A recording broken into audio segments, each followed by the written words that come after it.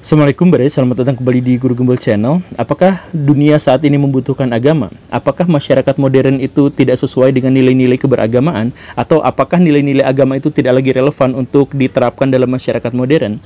Banyak sekali pertanyaan-pertanyaan ke arah sana karena kita melihat secara kasat mata banyak sekali fenomena-fenomena yang mengarahkan kita pada kesimpulan-kesimpulan dan pertanyaan-pertanyaan semacam itu. Misalkan kita mengetahui bahwa negara-negara yang masyarakatnya itu sangat religius biasanya adalah negara-negara yang tidak maju. Kita misalkan mengetahui bahwa Amerika Serikat, Swiss, Norwegia, Jepang, atau negara-negara maju yang lainnya itu, mereka bisa maju berbanding lurus dengan ketidakpedulian mereka terhadap ajaran agama. Dan yang dimaksud dengan kemajuan itu bukan hanya kemajuan finansial, bukan hanya kemajuan sains dan teknologi dan sebagainya, tapi kemajuan yang dimaksud itu juga termasuk ke dalam kemajuan moral. Dan karena itu maka kemunduran itu juga terkait dengan kemunduran moral. Misalkan begini, India itu adalah negara yang masyarakatnya taat terhadap ajaran agama Hindu. Tetapi kita mengetahui bahwa tidak ada negara manapun yang sebanding dengan India dalam hal pemerkosaan dan kekerasan terhadap perempuan. Itu di India itu gudangnya di sana. PSK atau kekerasan terhadap perempuan, KDRT, bunuh diri perempuan gara-gara intimidasi, bullying dan sebagainya itu di India itu marak. Padahal itu adalah negara yang masyarakatnya religius. Atau misalkan kita juga melihat Amerika Latin. Tidak ada di belahan dunia manapun orang-orang Kristen yang lebih taat daripada orang-orang Amerika Latin. Di sana itu Kristennya itu kuat sekali, taat sekali. Tetapi di sana kriminalitas dan pembunuhannya itu ekstrim. Bahkan pembunuhan di sana itu melampaui atau sama dengan negara-negara yang sedang dilanda perang. Kemudian kita misalkan juga mengetahui bahwa negara-negara Timur Tengah itu adalah negara-negara yang bahkan memasukkan doktrin-doktrin ajaran agama itu ke dalam konstitusi mereka. Tetapi pada kenyataannya adalah tidak ada di belahan dunia manapun yang negara-negara itu begitu senangnya terhadap perang. Negara-negara itu justru membuka lahan-lahan baru untuk terjadi peperangan dari berbagai alasan, dari berbagai motif, dari berbagai kepentingan dan sebagainya. Padahal di sana konstitusinya diikut campuri oleh konstitusi agama. Nah, dengan hal-hal yang semacam itu, maka kemajuan yang dimaksud itu adalah kemajuan bukan hanya kemajuan sains dan teknologi, bukan hanya masalah-masalah duniawi, tapi juga masalah moral dan masalah-masalah akhirat. Negara-negara yang tidak beragama atau negara-negara yang masyarakatnya tidak peduli terhadap agama justru negara-negara yang maju, sedangkan negara-negara yang taat terhadap ajaran agama justru adalah negara-negara yang baik ilmu pengetahuan maupun moralnya jeblok. Nah, kenapa bisa seperti itu? Dan ini kemudian digarisbawahi oleh fenomena yang kemarin muncul, yaitu Ustadz Abdul Somad ditolak oleh Singapura gara-gara ceramah-ceramahnya tidak sesuai dengan nilai-nilai yang dianut oleh masyarakat Singapura. Singapura itu adalah negara maju, tetapi kenapa dia itu begitu alergi, begitu takut kepada simbol-simbol keagamaan? Dan ini juga serupa seperti yang saya katakan tadi, ternyata ajaran agama sepertinya tidak relevan dengan nilai-nilai modern, nilai-nilai aktual, sehingga Ustadz Abdul Somad itu ditentang di Singapura. Bukan hanya di Singapura, di banyak negara maju yang lainnya. Nah, di episode ini kita akan jawab pertanyaan itu. Mengapa negara-negara barat atau negara-negara maju itu begitu alergi terhadap ajaran agama? Jadi ayo kita mulai.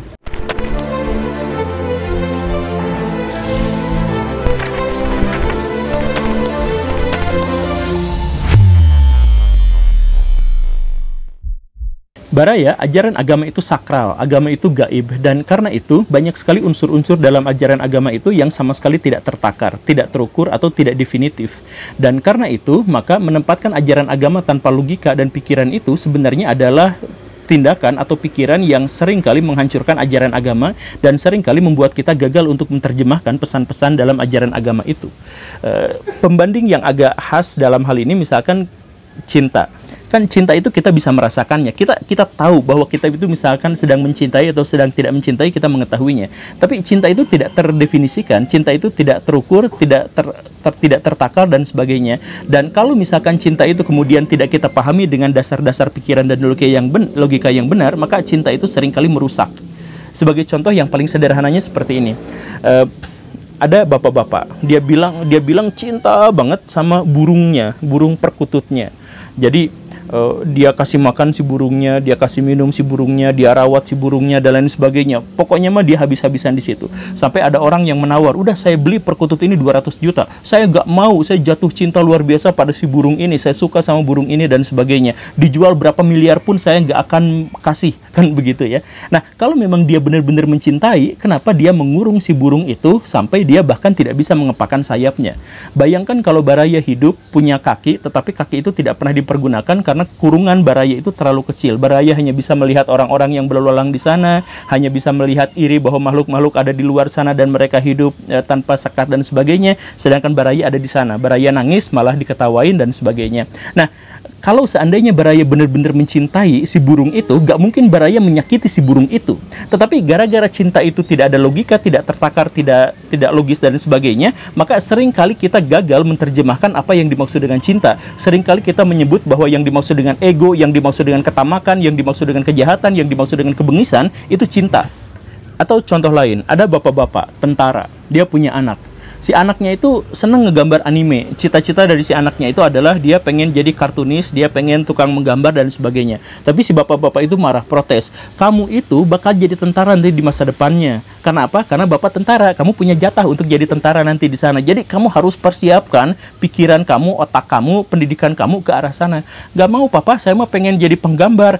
Kalau kamu jadi penggambar, jadi seniman, nanti kamu gede makan apa? Kamu nanti gede, karirnya kayak gimana? Kalau jadi tentara itu jenjang karir udah jelas, rumah dinas dikasih, makan minum dikasih, bahkan pensiun pun dikasih. Ya udah, bapak arahkan kamu semuanya ke sana, nurut ya, jangan apa. Jadi si anak itu pada akhirnya dia harus mengikuti keinginan dan kehendak ayahnya, walaupun dia merasa sangat tidak nyaman dengan kehidupannya. Si bapak mengatakan seperti itu kenapa? Karena saya kan sayang sama anak, saya kan peduli sama anak saya. Sayang dari Hong Kong, itu kan sebenarnya bukan rasa sayang, itu bukan rasa cinta, tapi ego, ketamakan, rasa ingin bahwa si anaknya itu mengikuti dirinya dan sebagainya. Nah, dia tidak bisa menerjemahkan perasaannya itu sehingga dia pikir bahwa yang dimaksud dengan perasaan ketamakannya itu sebenarnya adalah perasaan cinta. Karena apa? Yang saya bilang tadi, karena cinta itu tidak definitif, cinta itu tidak jelas, cinta itu hanya bisa dirasakan dan sebagainya, maka unsur-unsur jahat dalam pikiran kita pun bisa saja diterjemahkan sebagai cinta walaupun itu sama sekali tidak seperti itu. Nah, ajaran agama tepat ada di posisi yang seperti ini. Jadi banyak sekali orang-orang yang tidak bisa menerjemahkan apa yang dimaksud dengan ego, tidak bisa menerjemahkan apa yang dimaksud dengan keinginan, kehendak, hayalan, cita-cita, fantasi dan sebagainya, kemudian menganggap bahwa hayalan, ego, ketamakan dan sebagainya itu sebagai agama. Karena dia tidak bisa menerjemahkannya, karena agama yang dimaksud itu tidak dipahami secara logika, tidak dipahami secara akal pikiran. Bahkan banyak di antara mereka yang menganggap bahwa akal pikiran itu musuh agama, sehingga mereka beragama tanpa akal pikiran, dan karena beragama tanpa akal pikiran, maka mereka bisa menerjemahkan apapun emosi, hasrat, keinginan mereka dengan nilai-nilai keberagamaan. Seperti itu kurang lebihnya. Saya ambil contoh yang lain, misalkan begini ya. Kemarin itu ada orang yang ngebom orang lain. Kenapa seperti itu? Itu kan kejahatan. Oh bukan, ini adalah pembelaan saya terhadap ajaran agama. Ada orang dikeroyok, gebukin, rame-rame dikeroyoknya, bahkan ditelanjangin gitu. Kenapa orang-orang yang mengeroyok itu melakukan itu? Oh itu kan pembelaan saya terhadap ajaran agama. 100% itu bukan pembelaan dia terhadap agama. 100% dia emosi, 100% dia hawa nafsu. Tetapi gara-gara dia tidak bisa menerjemahkan hawa nafsu yang sebenarnya itu tidak terukur, tidak bisa menerjemahkan cinta yang sebenarnya tidak tertakar. Nah, karena itu dia memalsukan, menyatukan, mengkamuflasekan bahwa yang dimaksud dengan cinta itu sebenarnya adalah hawa nafsunya dia. Kan seperti itu. Nah, ketika orang-orang sudah tidak bisa menerjemahkan pesan-pesan dalam ajaran agamanya karena tidak mendasarkannya pada logika dan pikiran, maka orang-orang itu pada akhirnya menjadi tersesat. Saya ambil contoh yang berikutnya itu seperti ini, Baraya. Orang-orang yang beragama beneran itu, pertama, dia tidak akan menghakimi orang lain, tetapi dia akan menghakimi dirinya sendiri, menghisap, introspeksi dirinya sendiri, gak akan menghakimi orang lain. Itu yang pertama. Kemudian, dia tidak akan memamerkan ilmu pengetahuannya, dia tidak akan memamerkan ketangguhannya, kehebatannya, kekuatannya kepada orang lain, karena dilarang sama agama. Kan seperti itu. Nah, tapi kalau misalkan orang-orang yang jahat, dia melakukan hal yang sebaliknya. Dia memamerkan ilmu pengetahuannya, dia memamerkan kesadarannya, dia memamerkan jumlah pengikutnya, dan kemudian dari situ dia menghakimi orang lain. Kan begitu ya. Makanya kemudian orang-orang yang agamawan asli dengan orang-orang yang agamawan palsu itu terlihat dari omongannya. Orang yang agamawan asli itu gak mau tenar. Ya ada siapa tuh saya mah bukan siapa-siapa, ilmu saya mah masih cetek. Orang yang beragama beneran itu pasti ngomongnya seperti itu. Ilmu saya masih cetek, saya belum beranilah menghakimi orang lain, saya juga sendiri masih kondisi seperti ini, begini dan begitu kan. Pasti misalkan ditanya pengikutnya udah berapa banyak, ya masa nggak usah ngikutin saya lah, saya mah siapa. Itu kan seperti itu. Orang yang beragama asli itu seperti itu. Tapi orang-orang yang awam, yang tadi itu, yang berusaha untuk beragama tetapi tanpa logika pikiran, itu berpikirnya secara tekstual. Ketika ada orang agamawan asli kemudian ngomong seperti itu, ya emang dia mah bukan siapa-siapa, ilmunya emang cetek, kata dia sendiri ilmunya kan cetek. Akhirnya apa? Dia mengikuti orang-orang yang mengatakan saya ini hebat, saya ini berpengetahuan banyak, orang yang di luar saya itu adalah orang-orang musyrik, orang jahat, orang kafir, orang gak benar, orang sesat dan sebagainya. Ikuti saya. Jadi orang-orang awam yang tidak berpengetahuan itu, yang tidak melandaskan agama pada ilmu pengetahuan itu, pada akhirnya mereka kemudian mengikuti orang-orang yang juga jahat, yang gagal untuk menerjemahkan pesan-pesan agama, yang kemudian mengklaim bahwa dia itu hebat. Oh iya benar dia itu hebat, dia itu ustadz. Oh iya benar dia itu ustadz, dia itu orang yang tercerahkan. Oh iya dia itu orang yang tercerahkan dan sebagainya. Akhirnya kebanyakan masyarakat itu mengikuti orang yang seperti itu dan mengabaikan orang yang merendahkan dirinya di hadapan Tuhan. Kan seperti itu. Dan akhirnya apa? Ya akhirnya agama semakin lama, semakin kesini, semakin dibajak oleh orang-orang yang jahat tadi itu. Karena ketika orang-orang tidak berlogika, tidak berpikiran jernih dalam menjalankan ajaran agamanya, dia akan mengikuti hawa nafsunya, dia akan mengikuti kebodohannya. Dan kalau misalkan saya dianggap melenceng, misalkan ketika saya mengatakan seperti ini, oh ini menghina agama dan sebagainya, tidak Baraya, silahkan Baraya cek seluruh ajaran agama. Agama apapun yang Baraya anut, silahkan cek lagi. Di situ, walaupun ajaran agama itu berbeda-beda, nubuatannya sama, yaitu bahwa nanti menjelang akhir zaman atau yang semacam itu, ajaran agama itu akan tergerus habis, digantikan oleh kejahatan. Atau kalau misalkan dalam versi Islam disebutnya fitnah akhir zaman. Fitnah akhir zaman itu yang baik jadi kelihatan jahat, yang jahat kelihatan jadi baik. Kan begitu. Kalau misalkan Baraya mau ngobrol sama orang-orang Buddha punya konsep bahwa dalam sekian ribu tahun ke depan ajaran Buddha akan hilang sama sekali. Kalau Baraya misalkan nanya sama orang-orang Hindu, Baraya akan menemukan ajaran bahwa kan sekarang zamannya zamannya Kali Yuga. Zaman Kali Yuga itu adalah zaman kehancuran, zaman ketidakbenaran, zaman amoral dan sebagainya. Itu adalah akhir zaman sebelum nanti muncul ajaran agama zaman yang baru dan seterusnya dan seterusnya. Jadi kalaupun kita menganggap bahwa agama itu didirikan oleh manusia, kalaupun ya, maka manusia yang mendirikan ajaran agama itu telah mengantisipasi dan telah menubuatkan bahwa di masa depan ajaran agama itu telah goyah dan kemudian dihancurkan oleh orang dalam sendiri. Bahwa ajaran agama di akhir zaman itu sudah tidak benar-benar relevan dengan kehidupan, dengan perkembangan zaman, karena masyarakat akhirnya menjadi hancur moralnya justru gara-gara agama. Ini bukan pernyataan saya, ini para pendiri agama sendiri mengatakan demikian. Nah, bagaimana modus orang-orang yang menghancurkan ajaran agama itu? Bagaimana ceritanya ajaran agama itu pada akhirnya bertentangan dengan nilai-nilai peradaban modern? Pertama, ketika ajaran agama itu membenarkan atau tafsiran atas ajaran agama itu membenarkan kebodohan. Ilmu kamu tuh gak akan seberapa, kamu tuh gak akan bisa menjangkau logika Tuhan. Jadi yang penting mah gini aja, gitu aja, ikuti aja dan sebagainya. Nah, jadi orang-orang yang berpikiran seperti itu sebenarnya bukan orang yang berhasil menerjemahkan pesan-pesan agama, tetapi mereka lah yang kemudian menghambat alam pikiran manusia atau meremehkan akal budi manusia itu, sehingga akal budi manusia itu tidak bisa maju. Karena selalu diremehkan sejak awal. Kamu mah gak akan ngerti rahasia Tuhan, bla bla bla bla bla.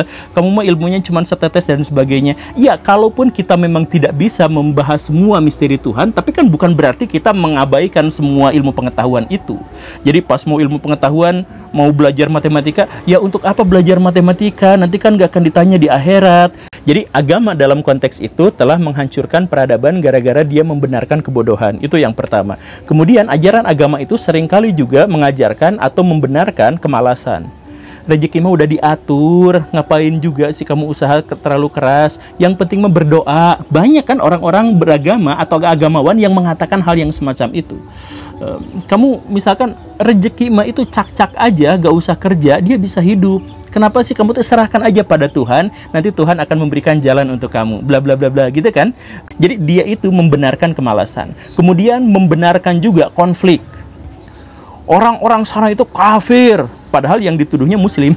Orang-orang yang sana itu sesat dan sebagainya, padahal mereka tuh nggak ngapa-ngapain, cuman beda mazhab, beda ideologi, beda ini sesat dan sebagainya, padahal orang itu nggak ngapa-ngapain. Jadi ajaran agama itu pada akhirnya mendorong orang untuk melakukan konflik. Itu yang ketiga. Kemudian yang keempat, ajaran agama itu ditafsirkan untuk menjadi pembela atau pembenar untuk melakukan kejahatan-kejahatan.